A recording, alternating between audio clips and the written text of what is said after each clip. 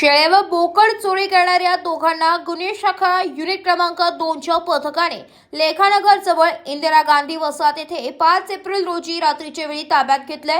याबद्दल अधिक माहिती अक्षय की अंबड सिडको परिसरात मुक्या जनावरांची स्विफ्ट कारच्या साहाय्याने चोरी करणारे 2 इसम लेखानगर जवळ इंदिरा गांधी वसाहत येथे फिरत असल्याची गोपनीय माहिती गुन्हे शाखा युनिट क्रमांक 2 कडील सहाय्यक पोलीस उपनिरीक्षक सुहास क्षीरसागर यांना मिळाली।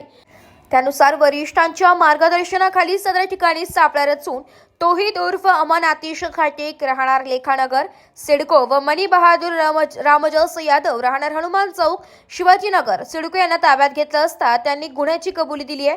त्यांच्या ताब्यातील स्विफ्ट कार, शेळ्या व बोकड असा एकूण 7 लाख रुपये किमतीचा मुद्देमाल हा त्यांच्या कब्जातून हस्तगत करण्यात आलाय। सदरची कामगिरी ही वरिष्ठांच्या मार्गदर्शनाखाली गुन्हे शाखा युनिट क्रमांक 2 कडील सहाय्यक पोलीस निरीक्षक हेमंत तोडकर, सहाय्यक पोलीस निरीक्षक समाधान हिरे, सुहास क्षीरसागर, प्रेमचंद गांगुर्डे, गुलाब सोनार, संजय सानप, चंद्रकांत गवळी, प्रकाश बोडके, प्रवीण वानखेडे, सुनील खेळणार अशांनी यशस्वीरित्या राबवली आहे।